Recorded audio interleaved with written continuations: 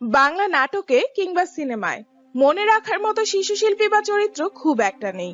পাশের দেশ ভারতে বিশেষভাবে মনে রাখার মতো অসংখ্য শিশু চরিত্রকে প্রাধান্য দিয়ে সিনেমা নির্মাণ হলেও দেশের সিনেমায় তা খুবই সামান্য। আজকের এই ভিডিওটিতে শিশু শিল্পী হিসেবে তুমুল জনপ্রিয়তা পাওয়া হাতে গোনা সেই গুটি কয়েকজন শিশু শিল্পীদের গল্পই করব।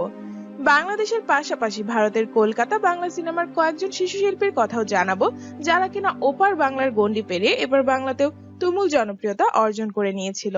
সেই সব শিশু শিল্পীরা এখন কোথায় আছেন, কেমন আছেন, কি করছেন? শরীফুল বাংলাদেশ। বাংলাদেশের সবচাইতে সফল ও সুপরিচিত একজন শিশু অভিনেতা শরীফুল ইতিমধ্যে শিশু অভিনেতাদের মধ্যে ও নাট্য সিনেমা নির্মাতাদের আগ্রহের জায়গা তৈরি করেছেন। এই ছোট্ট অভিনেতা অসাধারণ অভিনয় করা শরীফুল অভিনয় করেছেন অমিতাভ রেজার বহুল আলোচিত সিনেমা আয়নাবাজিতে, যেখানে খুব স্বল্প সময়ের জন্য তার উপস্থিতি থাকলেও মানুষের মনে জায়গা করে নিয়েছেন তিনি। রবির বিজ্ঞাপন চিত্রের আলোচিত শিশু শিল্পী শরীফুল ইসলামকে এখন প্রায়শই নাটকে দেখা যাচ্ছে। বর্তমানে কিছু ধারাবাহিক নাটক নিয়ে ব্যস্ত আছেন তিনি। আয়নাবাজিতেও রসদ জুগিয়েছেন শরীফুল ইসলাম। সেই সুবাদেই সুযোগ পেয়ে যান অমিতাভ রেজার প্রথম ওয়েব সিরিজ ঢাকা মেট্রোতেও। শুধু তাই নয়, সিরিজটিতে তিনি অভিনয় করেন গুরুত্বপূর্ণ চরিত্রে। দিঘি বাংলাদেশ। দিঘির পুরো নাম প্রার্থনা ফারদিন দিঘি। এছাড়াও তিনি দিঘি বড়ুয়া নামেও পরিচিত। 2000 সালের 9 সেপ্টেম্বরে তিনি বাংলা চলচ্চিত্র নায়িকা ইফতে আরা ডালিয়া দোয়েল ও নায়ক সুব্রত বড়ুয়া দম্পতির কোলজুড়ে পৃথিবীর আলো দেখেন। মা বাবা দুজনেই সে সময়ের জনপ্রিয় নায়ক নায়িকা হবার কল্যাণে তিনি খুব অল্প সময়ের মাঝেই শিশু শিল্পী হিসেবে খ্যাতি অর্জন করে ফেলেন। 2006 সালে 6 বছর পূর্ণ হবার আগেই দিঘি তার প্রথম সিনেমাতে অভিনয়ের মাধ্যমে জিতে নেন দেশের চলচ্চিত্র অঙ্গনের সর্বোচ্চ সম্মানসূচক এই পুরস্কারটি। 2010 সালে চাচ্চু সিনেমাতে অভিনয়ের মাধ্যমে তিনি তো রীতিমতো একজন মূলধারার নায়িকার থেকেও বেশি জনপ্রিয়তা লাভ করে ফেলেন।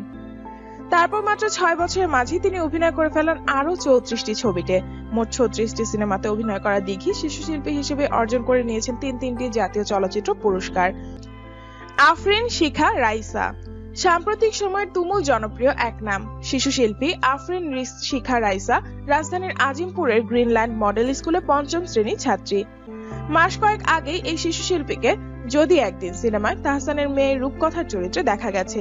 এর আগে 2টি সিনেমায় কাজ করলেও খুব ভালো সাড়া পায়নি, তবে এবার যদি একদিন সিনেমায় তার অভিনয় দর্শকের মন ছুঁয়ে গেছে। তার চরিত্রটি এখন সবার মুখে মুখে। হলে যারা সিনেমাটি দেখতে গিয়েছেন তারা সবাই রাইসার প্রশংসা করেছেন বলে জানিয়েছেন তিনি। এখন তো নিজেই নাটক সিনেমার লোক হয়ে গেছে। বিজ্ঞাপনের পাশাপাশি এখন নাটকেরও নিয়মিত মুখ। রাইসা আদর্শ মানের অভিনয় শিল্পী নুসরাত ইমরোজ তিশাকে, যাকে খালামণি বলে সম্বোধন করেন। বড় হয়ে খালামণির মতো অভিনেত্রী হয়ে ওঠার স্বপ্নের কথা জানান এই শিল্পী। এরই মধ্যে প্রায় 20টার মতো নাটকে অভিনয় করেছে। সুযোগ হয়েছে মুরাদ পারভেজ, সাগর জাহান, কৌশিক শঙ্কর দাস, চুমকি হাসান, জাকারিয়া শৌখিনের মতো নির্মাতার নাটকে। সেগুলোতে অভিনয় করেছে দিলারা জামান, শহীদুজ্জামান সেলিম, শর্মিলী আহমেদ, জাহিদ হাসান, নুসরাত ইমরোজ তিশার মতো শিল্পীদের সঙ্গে। মাখন মিয়ার উদার বউটা নাটকে অভিনয় করে বেশ প্রশংসা কুড়িয়েছিল রাইসা। যদি একদিন সিনেমায় ওর কাজ করার সুযোগও আসে এই নাটকটার কারণে। আর বর্তমানে চলছে তার অভিনীত ফ্যামিলি ক্রাইসিস ধারাবাহিকটি। এই ধারাবাহিকে অভিনয়ের মাধ্যমে তিনি দর্শকদের খুব কাছে উঠে এসেছেন। ধারাবাহিকটিতে তিনি সকলের আদরের ভাতিজি চরিত্রে অভিনয় করছেন। তাতে তিনি শুধুমাত্র দর্শকের কাছে যে জনপ্রিয় উঠেছেন তেমনটা নয়। রাইসা এরই মাঝে তার অসাধারণ অভিনয় দক্ষতায় পরিচালক থেকে শুরু করে অনেকেরই প্রশংসা করছেন। পূজা চেরি। পূজা চেরির অভিনয়ে আসার পেছনে একটা বিশেষ ঘটনা আছে। পূজা চেরির মা ঝর্ণা রায়ের ইচ্ছে ছিল মেয়েকে আইনজীবী বানাবেন। একটি ঘটনায় তিনি সিদ্ধান্ত বদলে ফেলেন। ঘটনাটা পূজা চেরি প্রথম শ্রেণীতে পড়াকালীন। পাশের বাসার এক আন্টির মাধ্যমে বুটিক হাউসের মডেল হন পূজা। ওই বিজ্ঞাপন চিত্রের শুটিং এর সময় তার মায়ের সঙ্গে পরিচালক শাহ আলম মন্ডলের পরিচয় হয়। তার মাধ্যমে জাকির হোসেন রাজুর মনের ঘরে বসত করেতে সাকিব খানের ছোট বোনের চরিত্রে অভিনয়ের প্রস্তাব পান। 4-5 দিন শুটিংও করেন, কিন্তু মুক্তির পর পুরো ছবির কোথাও মেয়ের কোনো অস্তিত্ব পাননি মা। রাজধানীর বিডিআর সিনেমা হলে 20 জনকে নিয়ে মেয়ের ছবি দেখতে গিয়েছিলেন। সবার সামনে লজ্জা পেলেন। জেদ চেপে যায় মায়ের। সে জেদের ফল আজকের পূজা চেরি। শিশু শিল্পী হিসেবে অভিনয় করেন ভালোবাসার রং, তবুও ভালোবাসি, অগ্নি, ভালোবাসতে মন লাগে, কৃষ্ণপক্ষ, বাদশাদা, ডনে। অগ্নিতে তার অভিনয় বেশ প্রশংসিত হয়েছিল। এছাড়া তার আলোচিত বিজ্ঞাপন হুইল পাওয়ার হোয়াইট। নায়িকা হিসেবে অভিষেক হয় নূরজাহান দিয়ে। এছাড়া পূজা অভিনীত পোড়ামন 2, দহন ও প্রেম আমার 2 ছবিগুলো মুক্তি পেয়েছে। আর এর মাধ্যমে তিনি বনে গেছেন মূলধারার একজন অভিনেত্রী। শুধু তাই নয়, মূল চরিত্রের অভিনয় তিনি দারুণ অভিনয় করে এরই মাঝে বাংলাদেশের অন্যতম একজন সেরা অভিনেত্রী হিসেবে নিজের সুনাম কুড়িয়েছেন। পূজা চেরি রায় 20 আগস্ট 2000 সালে খুলনার গাজীরহাটে এক মধ্যবিত্ত হিন্দু পরিবারে জন্মগ্রহণ করেন। জন্মের পর পূজা এতই সুন্দরী ছিলেন যে তাদের গুরুদেব নাম দেন চেরি। আসলে গুরুদেব থাকতেন জাপানে। সেখানকার চেরি ফুলের সৌন্দর্য নজর কাড়ে সকলেরই। সেই সূত্রেই পূজার সঙ্গে জুড়ে যায় চেরি। যদিও তার আসল নাম জয়িতা রায় পূজা। বাংলাদেশে আলোচিত শিশু শিল্পীদের মাঝে পূজা চেরি মূলধারার অভিনেত্রী হিসেবে সবচাইতে বেশি সফলতা অর্জন করেছেন। পূজা চেরির প্রিয় নায়কদের তালিকায় রয়েছেন শাকিব খান, আরিফিন শুভ। অন্যদিকে নায়িকা হিসেবে তার আদর্শ শাবনূরের পাশাপাশি সুচিত্রা সেন।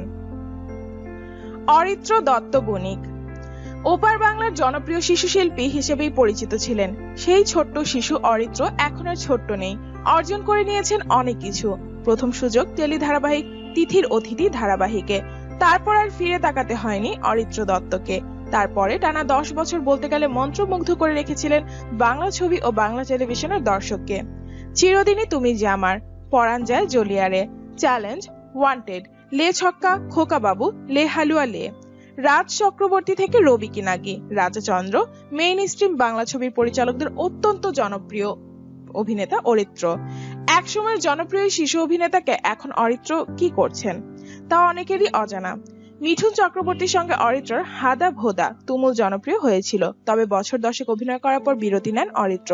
2013 সালে বাবা মায়ের সাথে পরামর্শ করে তিনি অভিনয় থেকে বিরতি নিয়ে পড়াশোনায় মনোযোগী হন। 2016-তে উচ্চ মাধ্যমিক পাশ করেছেন অরিত্র। দারুণ ভালো ফল করেছেন পরীক্ষায়। তার ক্ষুরধার মেধার পরিচয় পাওয়া গিয়েছে যখনই টেলিপর্দায় হোস্টের ভূমিকায় এসেছেন তিনি। এছাড়াও তিনি বর্তমানে লেখালেখিও করে থাকেন, তাই অনেকেই তার মাঝে একজন ভবিষ্যৎ পরিচালকের ছায়াও দেখতে চান। অংশু বাজ ভারত। জনপ্রিয় সিনেমা বন্ধন মুক্তি পেয়েছিল 2004-এ। সেই ছবির এই শিশু শিল্পীকে মনে আছে? জিৎ কোয়েলের সঙ্গে পাল্লা দিয়ে অভিনয় করেছিল সে।